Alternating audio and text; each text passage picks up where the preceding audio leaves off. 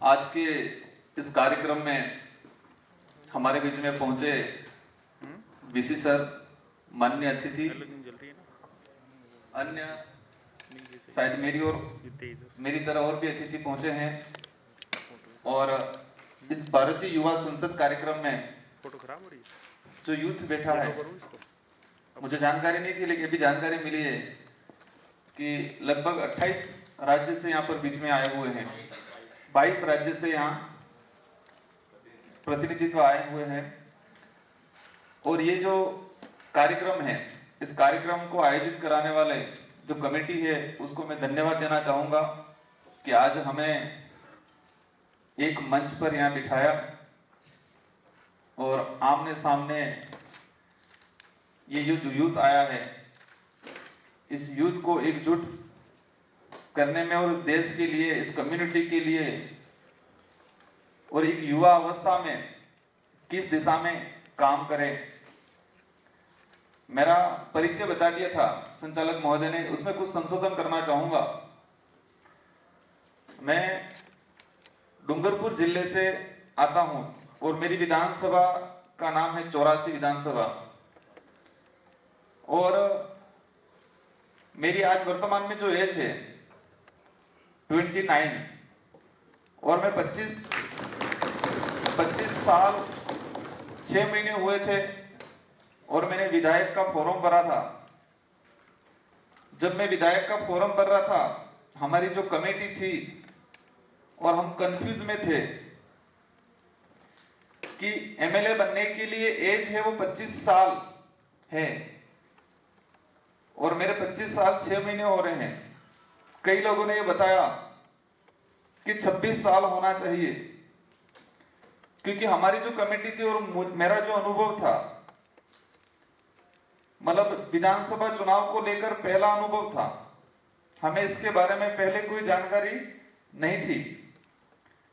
आज मेरा सौभाग्य है और मेरे जो निर्वाचन क्षेत्र के जो लोग हैं, इनको आपके माध्यम से, इस मंच के माध्यम से धन्यवाद देना चाहूंगा कि उन्होंने मेहनत करके मुझे चुन के और राजस्थान विधानसभा का सबसे युवा विधायक कहलाने का अवसर दिलाया।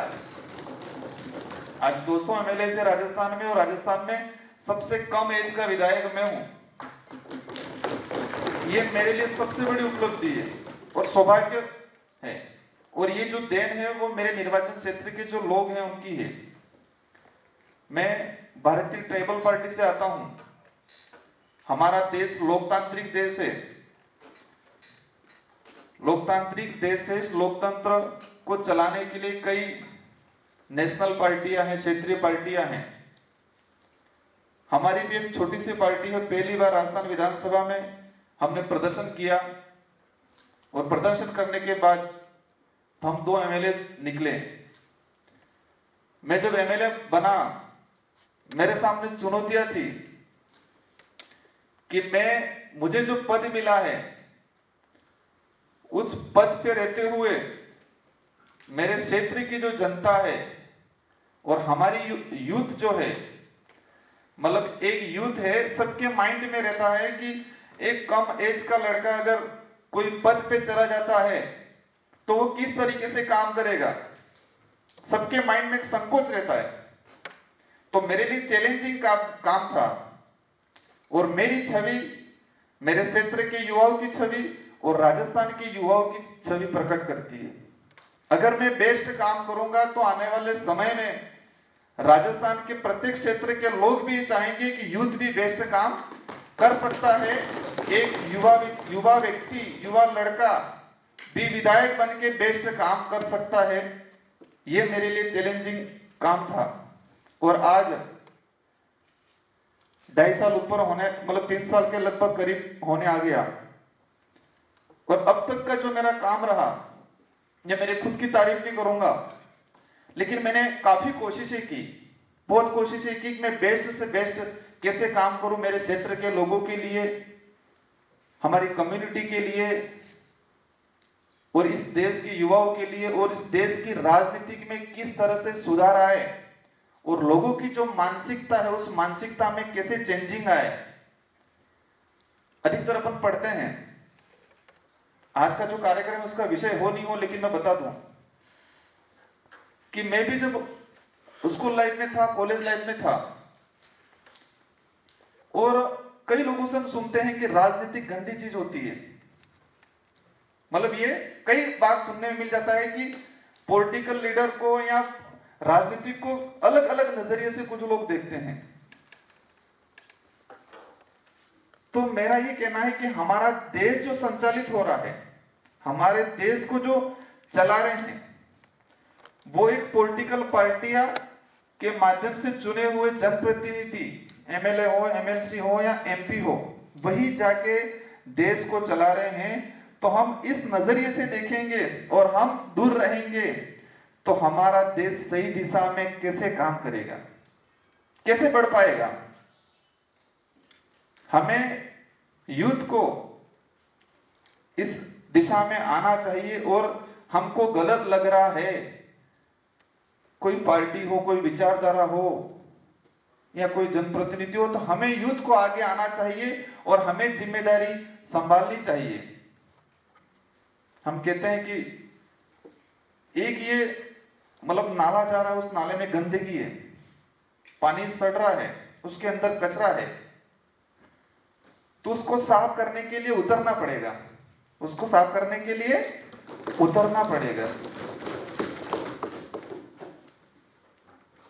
हमारा देश भारत विश्व में महान माना जाता है और हैं हम लोग, और हम गर्व महसूस करते हैं इस बात के लिए। और आने वाले समय में मेरा जो मन कहता है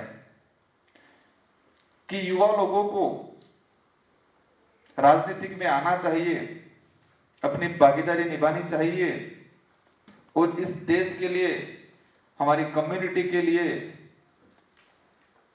अच्छा काम करना चाहिए। आज ये जो अवसर मिला है मुझे, इसके माध्यम से आप सबको बताना चाहूंगा मैं कि इस देश में कई कमियां हैं हमारे अंदर, और हम जब तक हम कमियां जो है, जो समस्या है, उस समस्या के पीछे कारण क्या है, उन कारणों को नहीं जानेंगे, तब तक समस्या का समाधान नहीं होगा। आज इस देश के अंदर जो स्थिति बनी हुई है, मुझे नहीं जाना चाहिए, ये एक राजनीतिक मंच नहीं है, लेकिन आप सब समझते हो, पढ़े लिखे हो, सबको अध्ययन करना है, समझना है और हमारे लोगों को सही दिशा में ले जाना है। इतनी ही बात के आपके कुछ सवाल है, जवाब है, उनसे रूबरू होना चाहेंगे तो मैं बैठ के रूबरू हो या फिर यहाँ खड़े खड़े? संचालक ऐसा है, चलो। आप सबको खूब खूब धन्यवाद, यहाँ पर जो आमंत्रित किया उनको भी खूब खूब धन्यवाद। और मेरा आखिरी मैसेज जो रहेगा कि एक उम्र रहती है, उस उम्र, ये जो यूथ की उम्र रहती है, उसमें बहुत कुछ कर गुजरने की ताकत होती है, क्षमता होती है। तो हमारी जो यूथ की जो उम्र है, हमारी जो एज है, उस एज में आप लोगों को काफी मेहनत करनी है, अपने खुद के लिए, अपने परिवार के लिए, कम्युनिटी के लिए, देश के लिए। और ये जो ताकत है, ये जो शक्ति है, उस शक्ति को खोना नहीं है, व्यर्थ समय नहीं गुजारना है और हमें सही दिशा में ताकतवर होकर काम करना है। आप सबको धन्यवाद, आप सबको जय जोहार, जय संविधान, जय भारत।